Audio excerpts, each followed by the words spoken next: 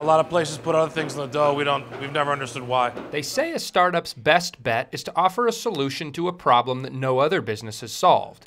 Access to good pizza has never been a problem in Chicago, but that hasn't stopped Eric Fosse from building Homemade Pizza Company into a $9 million business with 19 stores in the city and suburbs. Homemade assembles, sells, and delivers pizzas, but it does not cook them. The baking takes place in its customers' home ovens. That unique twist has helped the chain stand out in a city packed with pizza.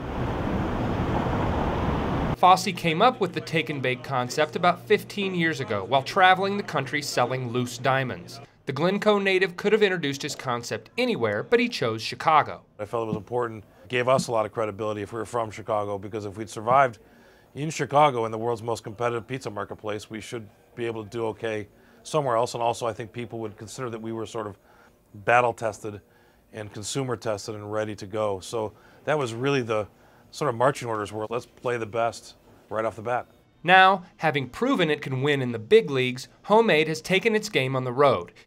It has 5 stores in Minneapolis and 2 in the Washington, D.C. area, a dining desert that Fosse is eyeing for major expansion. Homemade's store on Massachusetts Avenue just opened in October, and it already sells more pies than any other location. This year, Fosse hopes to open several more DC stores and 6 to 10 overall. He hopes to have as many as 100 stores in the next 5 years. And most of all, he hopes the recession won't crush Homemade Pizza's momentum. Most of that momentum is, quite literally, homemade. After ditching the diamond trade in 1996, Fosse, along with his brother-in-law and business partner Matthew Weinstein, spent 2 years perfecting an original pizza formula. Working out of Fosse's Lakeview kitchen, the brothers-in-law made thousands of pies, seeking a dough that would be easily bakeable and wouldn't taste processed. Early on, they made the decision to use only natural, fresh ingredients. That's become a big selling point for Homemade, which competes in the same $20 per tab price range as pizzerias that do the baking for you. By the time Fosse and Weinstein opened their first store on Belmont Avenue, they felt they'd nailed the recipe, which was a lot more complicated than the business plan.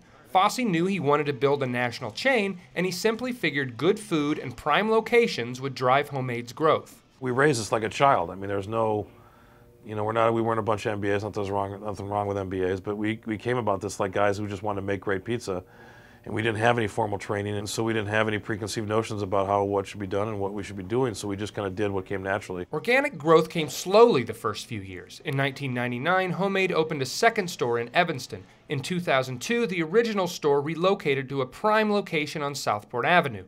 That led to a flurry of media, and that's when Homemade started cooking. Since then, the chain has penetrated most of Chicago's fashionable neighborhoods. To serve its Chicagoland stores, Fosse created what he calls a commissary, a big kitchen in a converted West Lakeview warehouse that cranks out enough dough and sauce to make 1,000 pizzas a day. Over the years, Fosse has funded Homemade's growth with $12 million raised from individual investors. This year, he's seeking more capital, as much as $10 million, as he continues to open stores, add staff, and roll out new products. In February, Fosse hired a classically trained chef to manage the commissary and develop pasta recipes. After growing 7% last year, Fosse expects sales to be flat this year. He's also bird-dogging costs. With the help of falling commodity prices, Fosse says Homemade's costs fell 40% in February. We're working really hard on managing the bottom line because I don't feel like I have as much control over the top line as I used to. The downturn does produce one benefit for Homemade Pizza Company. It's freeing up space and pushing down rents in the trendy neighborhoods where Fosse had previously been crowded out by bank branches and cell phone stores. He says he's looking at 3 potential locations for a storefront on Wells Street. That would mean yet another pizza joint on the north side, a crowded market where Fosse is proving that real innovators can get a slice of just about any pie.